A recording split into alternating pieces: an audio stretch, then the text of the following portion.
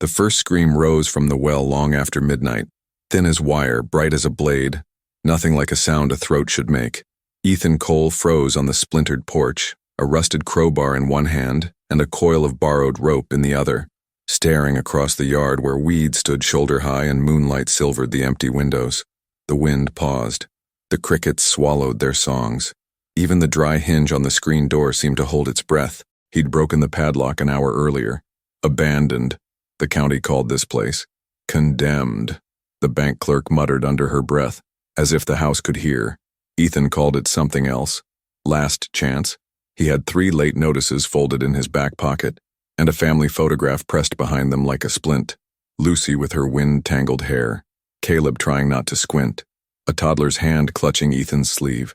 That last photo had been taken before the drought stole the creek and the grain prices sank like wet gravel, before the landlord raised the rent, before his old boss shuttered the feed store with a shrug and a handshake. The well stood 30 steps past the porch, a black hole ringed with fieldstone and nettles. The moment he'd seen it at dusk, something in him leaned toward it. Water meant life. Water meant one more season. Tilled soil, a few rented heifers, hay cut on borrowed credit. Water was a promise that tasted like relief, but the county registry said this well was dry and poisoned by silt, as worthless as the collapsed fence and the silent barn. Another scream. No, not a scream, not exactly.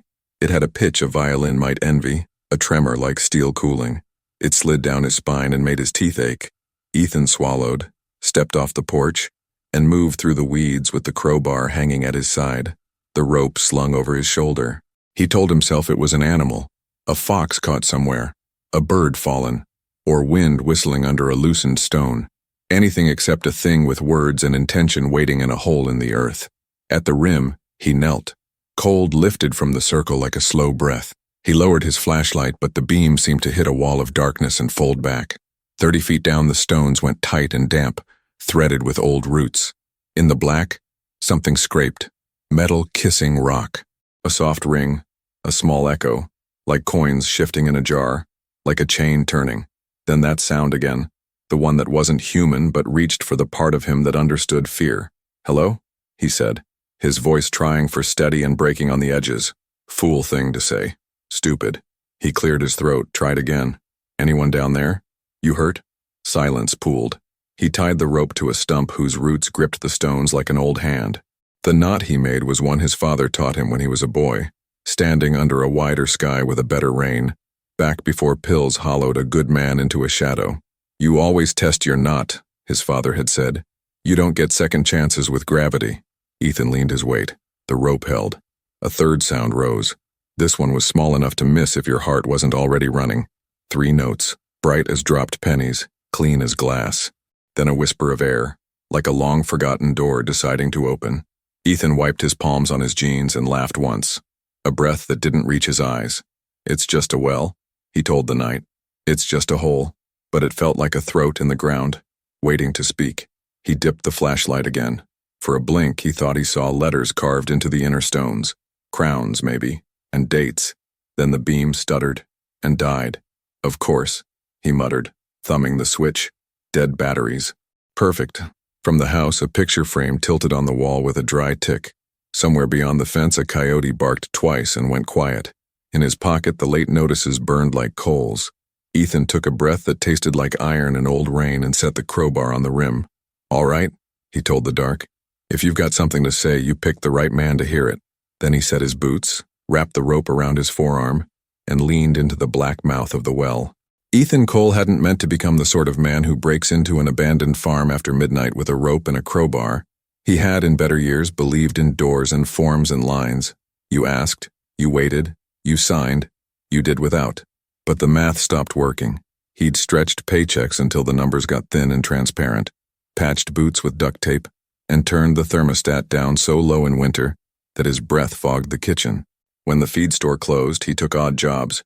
When the landlord raised the rent, he moved them into a smaller place with mold freckles on the ceiling and a refrigerator that coughed. He told Lucy it was temporary. She believed him, because she wanted to, because she was brave, because the children were asleep and belief kept the night gentler. The farm had a name once. You could see it ghosted on the mailbox in sun-bleached paint.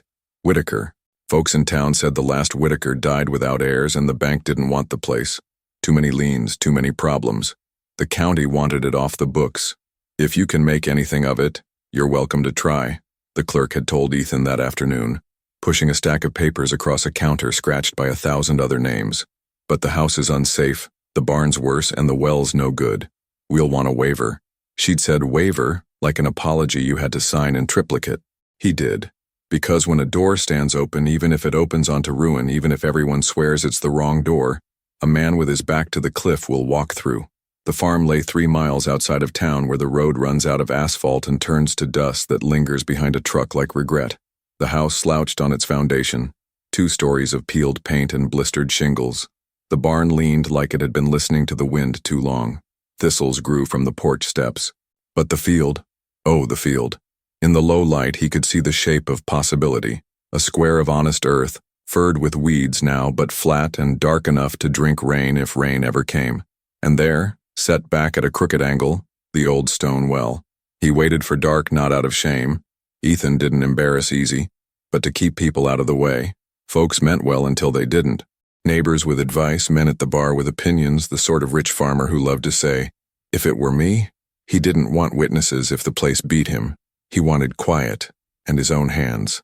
He parked at the end of the lane and walked in under a sky that looked like a blackboard erased with a sleeve, chalk of stars smeared thin.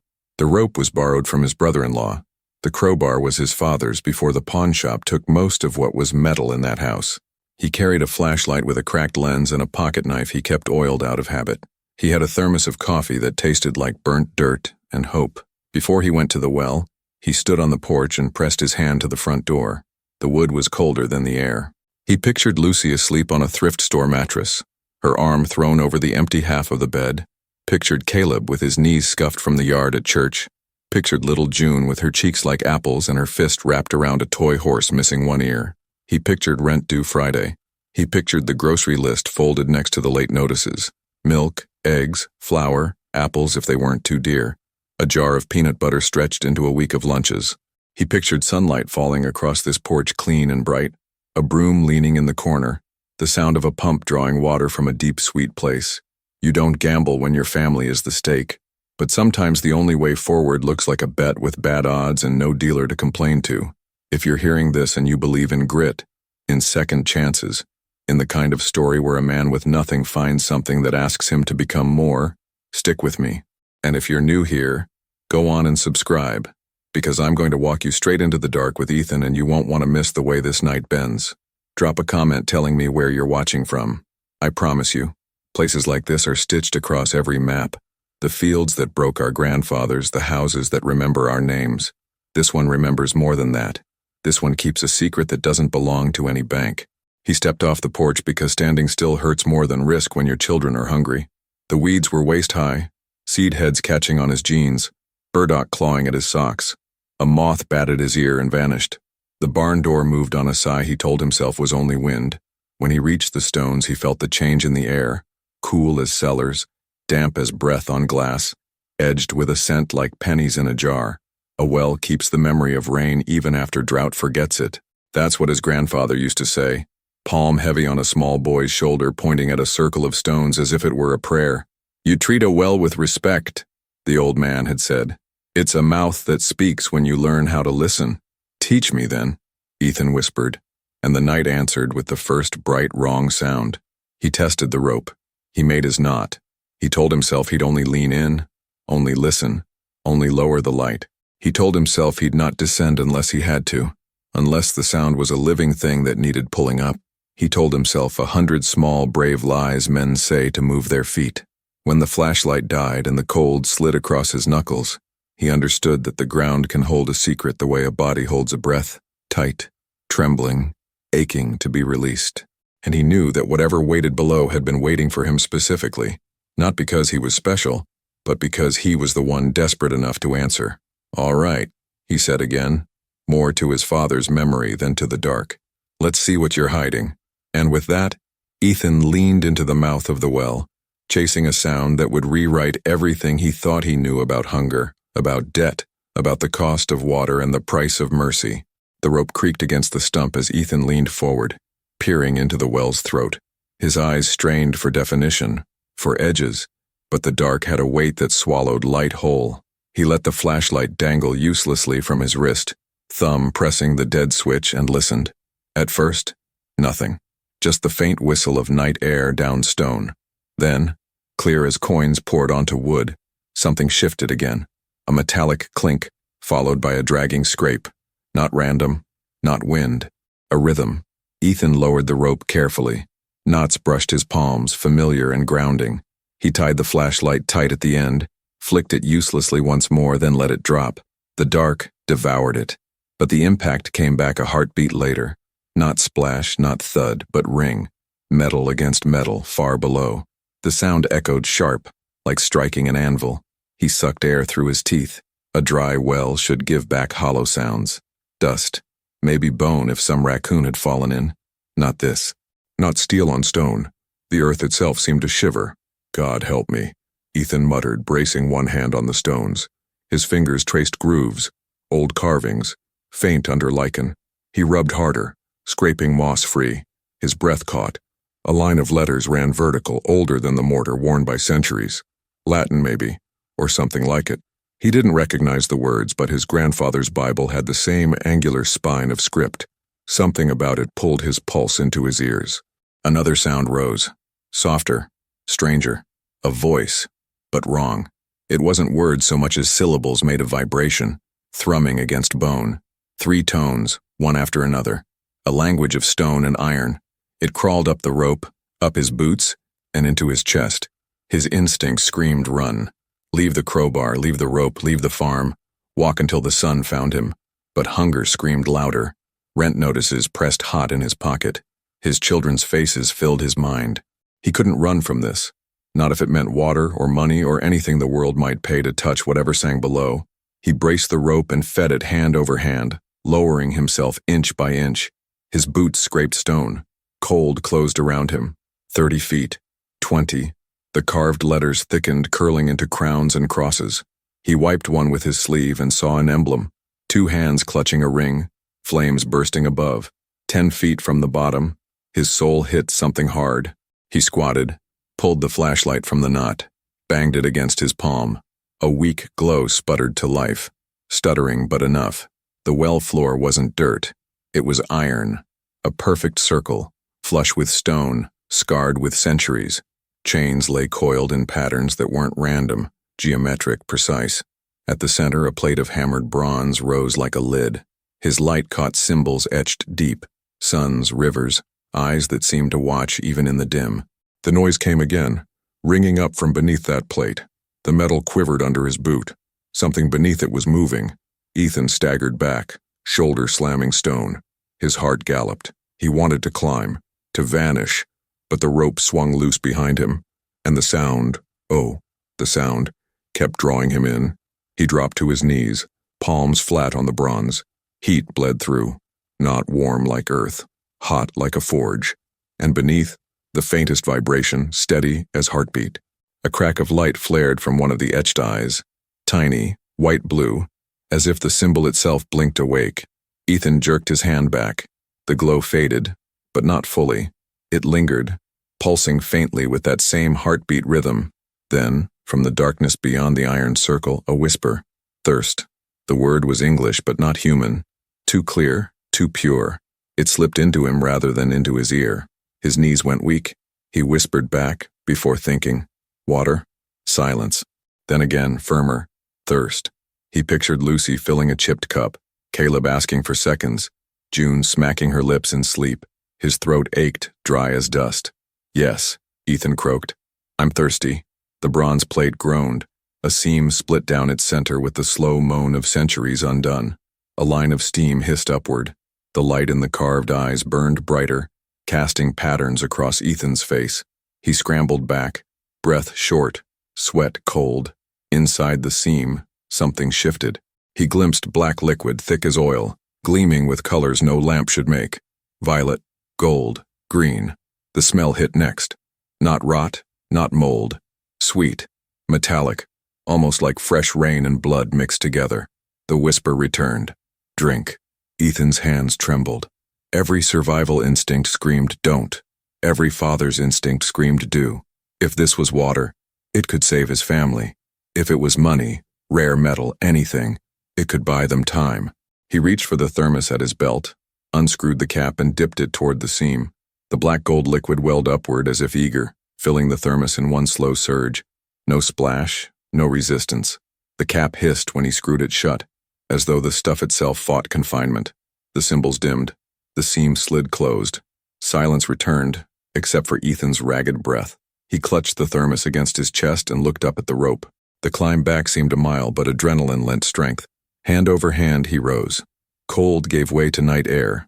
Stars greeted him at the rim. He rolled onto the grass, gasping. The thermos still clutched.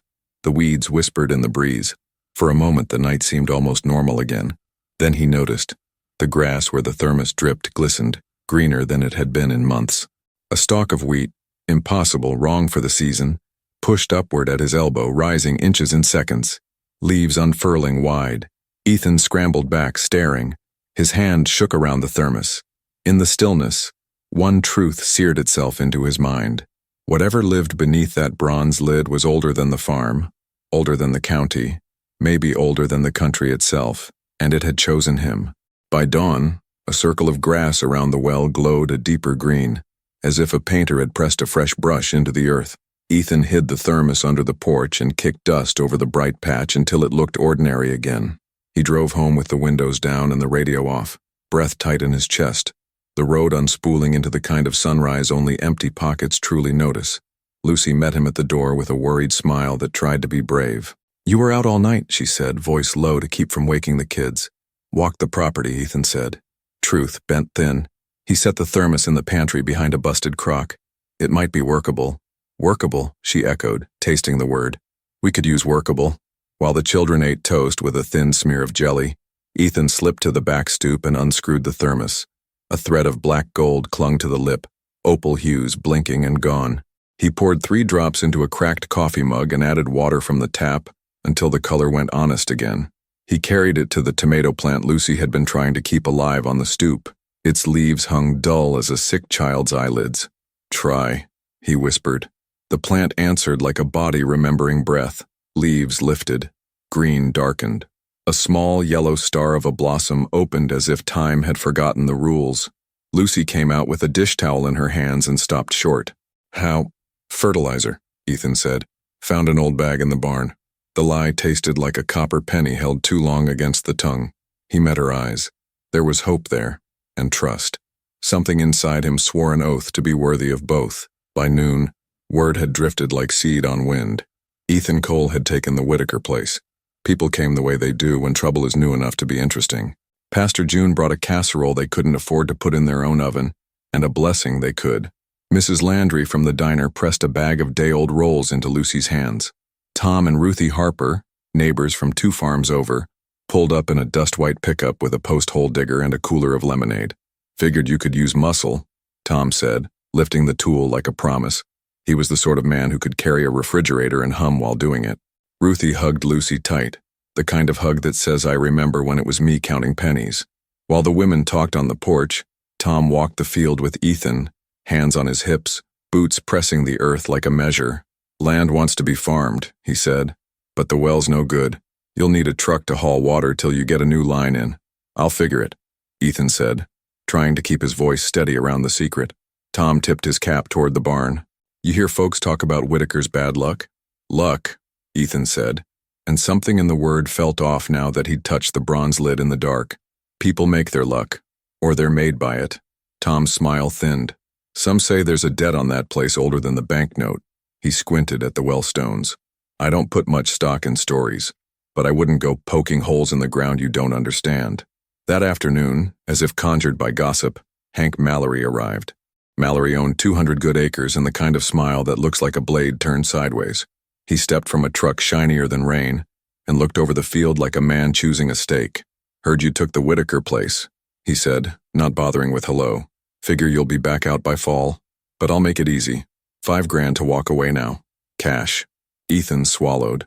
$5,000 might as well have been a mountain, but mountains move in the wrong direction if you stare at them too long. "Not for sale," he said. Mallory's gaze drifted to the well. "County says it's dry." County says a lot of things. Mallory's eyes narrowed. He stepped closer and inhaled, the way a dog tests air. You smell that? He asked. Ethan did. A faint sweetness, rain on dust. Blood and pennies. He shook his head. Smell weeds, he said. Mallory chuckled. You don't know what you're sitting on, he murmured. And for a flicker, his voice sounded like the well's whisper. Yet, that night after the kids were asleep and the house went quiet in the way poor houses do, no hum of extra machines, just pipes and breath, Ethan told Lucy half the truth. The well wasn't dry. He thought there might be a chance, if he tested carefully, to coax water. He didn't mention symbols that blinked or liquid that made plants remember summer in an hour. Lucy's hand found his. If it's water, she said, it's a gift. Gifts come tagged with strings, Ethan said. Then we cut the strings, or we tie them to something better. She watched him with those steady eyes. Don't do this alone. Secrets eat people. He lay awake too long, appetite and fear arguing like old neighbors through thin walls. Near midnight he took the thermos and a bucket and drove back to the farm. The moon was fat, the field ghost bright. He lowered the bucket into the well on the rope and whispered, I'm back. The answer came at once. Thirst. I know, Ethan said. I know. The bronze seam opened. He filled the bucket half with the dark stuff, half with well-cold water, then poured the mix into a trough he'd dragged near the barn. He pulled a brittle stalk of Johnson grass and dipped it. The blade greened, then thickened. He stood like a man watching bread rise after years of hunger. The whisper changed. Names, it said. Give me names of your need. Lucy, he said before thinking. Caleb. June. The trough water vibrated, faint rings rippling outward. He felt something tilt deep in the ground as if some ledger noted the words. And yours? A voice asked from the dark. Ethan spun. Ruthie Harper stepped from the barn shadow, a hand over her mouth. I didn't mean to scare you, she said. Tom saw Mallory nosing around and we worried. I came to check. Her eyes fell to the trough, to the grass, to the rope. Lord have mercy, she breathed. What is it? Water, Ethan said. Mostly. You need to tell the pastor, she said. If it's a miracle, it needs shepherding. If it's a trap, Ethan said, it needs guarding. Ruthie crossed herself without thinking. Both can be true. They worked in silence until the edge of dawn. Ethan testing furrows with an eyedropper, Ruthie keeping watch with a shovel and a prayer. By first light, a rectangle the size of a quilt showed a tenderness of green that didn't belong to August. Birds came, curious. A rabbit sat up and seemed to listen. Tom arrived, jaw set. Mallory's asking questions at the feed co-op, he said. Says you've got activity out here. Says if the county won't sell to him, he'll make sure they condemn for good. Ethan looked at the well. He looked at his friends. He thought of Lucy's hands, of children's bowls. He didn't put secrets down often, but when he did, it was because the load would break him if he kept carrying it alone. He told the Harpers what he could. The iron circle, the lid, the whisper that called itself thirst, the way the land drank the dark water and woke. When he finished, the only sound for a long moment was a meadowlark insisting on its name from the fence post. Tom took off his cap and rubbed his face. I believe you, he said. I've seen stranger mercy than this, but you better believe me too. Mallory won't knock twice. He'll pry, he'll steal, he'll make it legal and smile while doing it. What would you do? Ethan asked. Tom glanced at the well. I'd ask the voice what it costs. Ethan nodded. He went to the rim. Cold rose to meet him. What is the price? He asked the dark. Silence. Then, from the stone and iron, a word that wasn't a word, but he felt it anyway. Measure. He saw in an instant the shape of it. Bounty answers hunger in kind. Gratitude multiplies. Greed consumes. The well would give, lavishly, brilliantly, but it would balance the ledger. If he poured the miracle into his field and hoarded the harvest, something would thirst in his place. If he shared, the cost would be gentler, borne by the ground and given back in rain. Ruthie touched his elbow. Stewardship, she whispered. Not ownership. Behind them, tires crackled on the lane. Mallory's truck. He rolled the last 20 yards slow, the way a man walks down an aisle, sure a thing he wants is waiting at the altar. Morning, neighbors, he called. Heard you've got a well that hums. Ethan stepped between Mallory and the stones. Tom came to his shoulder. Ruthie squared herself like a gate that wouldn't move. Mallory's smile widened. Let's see what the ground keeps, he said, and reached for the rope. Ethan's fingers closed on Mallory's wrist before the man could lay a hand on the knot. He hadn't planned the grip. His body decided for him. "You don't touch what isn't yours," Ethan said, keeping his voice even. Mallory glanced down at the hand, then up, amusement cooling into something more useful to a man like him. "Everything's somebody's," he said. "Question is whose name ends up on the paper." He jerked his chin at the well. "Open it." "No," Ethan said. Mallory cocked his head, listening to a sound none of them could hear yet. "You hear it?" he murmured. "You will. It calls the ones willing to pay." Tom stepped forward. "We're done here, Hank."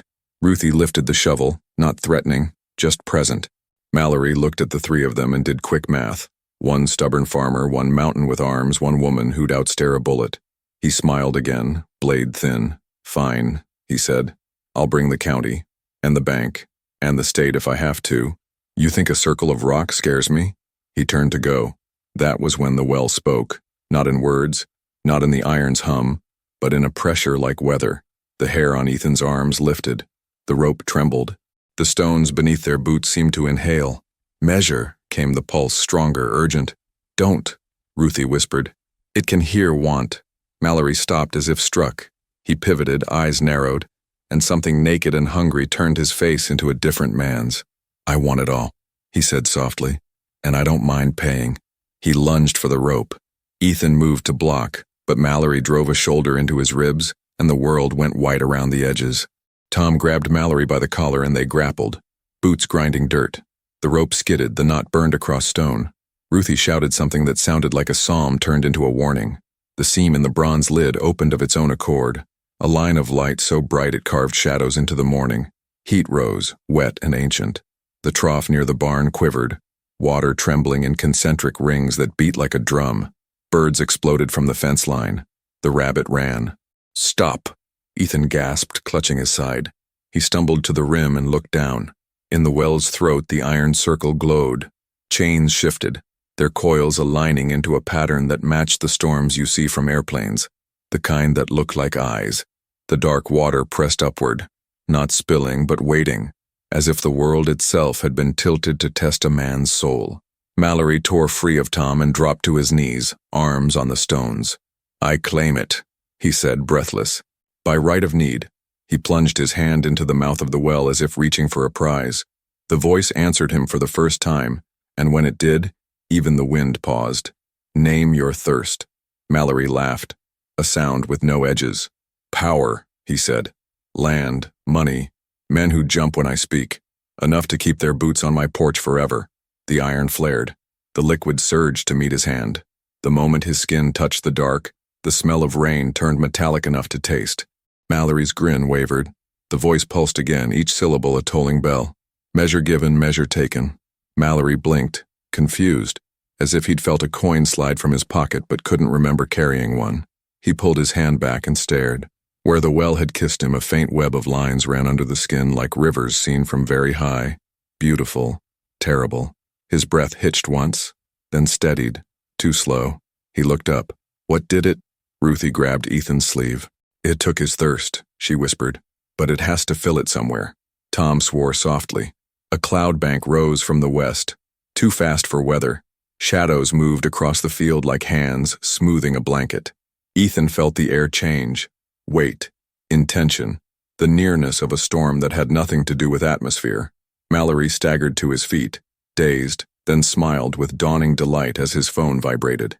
He glanced at the screen. "County's calling me," he said. "Look at that." A truck rumbled on the lane, sheriff's lights cold in full daylight. "Ethan Cole," the deputy shouted, 1 foot already in the story Mallory had sold him. "We've had reports."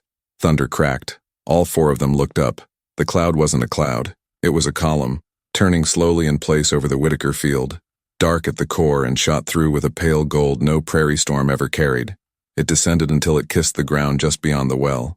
Where it touched, soil blackened then brightened, earth opening hair-thin fissures like a mouth thirsty for the first time and overjoyed at the taste. The deputy's hat blew off. He caught it and stared like a boy at a circus. "What in—" The column swiveled. For a second it aligned with the deputy's chest the way a compass needle finds north. He went still, very still, then straightened as if someone had unhooked a weight from his spine. He blinked, eyes wet. Slowly, he removed his hand from his gun. My mama's well went dry in '02, he said to nobody in particular. We hauled water all August. Daddy never complained. He took a breath. We'll do this right. He turned to Mallory. Put your truck off the lane, Hank. You're blocking emergency access. Mallory stared, baffled. Then rage flickered. He opened his mouth, but the column had already moved. It found Ruthie next, then Tom, then Ethan. Each time it hovered, something settled in the person it regarded, as if a thirst they didn't know they carried had been named and gentled. When it reached Ethan, everything else fell away. He was a man on a porch at midnight staring into hunger with a rope in his hand. He was a boy at a circle of stones with his grandfather's palm heavy on his shoulder. He was a father measuring one more meal against one more unpaid bill. Tears he hadn't given himself permission to feel in years burned hot and clean. The voice entered him like breath. Name your thirst. He could have asked for what Mallory had asked for and dressed it in public virtue. He could have asked for enough money to stack into walls against the world. He could have asked for plenty and safety and silence. He said, rain for the county, bread for the tables that have none, a fair price for the work of our hands, and enough for my family to stand up straight and not hurt anyone else to do it. Silence held. Then the voice thrummed, soft as a mother's hand on a hot forehead. Measure given back. The column burst into rain, real rain now, cold and laughing, rolling across the field, jumping dust to mud, waking seeds asleep in the calendar. The deputy laughed out loud. Tom whooped, the sound swinging back to boyhood. Ruthie lifted her face and whispered thank yous that became a hymn. Mallory stood in it like a man under a shower he didn't order, mouth open for words that wouldn't come. The well glowed once more. The bronze seam closed. The chains settled, their pattern altering a degree, like a lock turning a notch. Ethan felt something slip across his shoulders. Weightless. Irreversible. Keeper, the word said without being said. The rain lasted 13 minutes. Ethan counted, because poor men count when gifts are given. It moved east, then south, a slow waltz across farms whose names he knew by the shape of their roofs. The deputy called the station and lied in the kindest way. Just a cell squall headed for town. Roads slick. Drive safe, because he saw what had happened and understood that truth comes in sizes and some can't be carried by a morning shift. Mallory wiped his face with both hands and looked at Ethan in a way that wasn't hatred yet, but would be. This isn't over, he said, breath ragged. You can't keep it. I'm not, Ethan said. I'm giving it away. Mallory spat rain mud and stormed to his truck. He peeled out, taillights angry. Tom clapped Ethan's back. Ruthie hugged him. The deputy tipped his hat like a sacrament, and beneath their boots the ground settled like a grateful body. In the days that followed, strangers drove slow past the Whitaker place with their windows down, as if listening for a song only a few could hear. The field greened in defiance of the calendar. The tomatoes on Lucy's stoop tasted like July on a tongue that had forgotten sweetness. Pastor June preached a quiet sermon about wells and wages, and the difference between owning a miracle and being owned by one. Word reached the bank that liens had been paid. Anonymous donations, the ledger said, though Ethan knew better. He had taken 2 buckets of the well's mercy to the food pantry garden behind the church and poured them into the soil like a prayer. 2 weeks later, the shelves were fuller than they'd been in years. The pantry director cried into a crate of peaches. Mallory filed complaints. He sent men with clipboards. He hired a geologist who lasted an hour before sitting on the edge of the porch, staring at his boots and saying softly, "Some veins don't map." He stopped by one evening with a bottle of whiskey and an apology that wasn't one. "We're both thirsty men," he said, as if that made them kin. "Maybe," Ethan answered, "but thirst can teach manners." The well slept most days, the bronze lid warm as a living thing under the stones. When Ethan knelt at the rim and asked for himself, he learned to ask small. A sound roof, clean boots for Caleb when school started, a dentist bill Lucy had put off. Each time the answer came shaped like the size of his gratitude, not the size of his fear. On a hard noon when the radio said the river was low enough to walk across without wetting your waist, Ethan stood at the well and named the county again. The rain that came that evening fell more on fields that share, less on fields that hoard. People noticed without knowing how they knew. A few changed, a few didn't. That had always been true. Sometimes late, when the house was a pile of sleeping breath and the floor kept its own old complaints, Ethan rose and stood on the porch with a cup of coffee. He looked at the circle of stones and thought of the word the well had tied to his bones. Keeper. It wasn't a badge.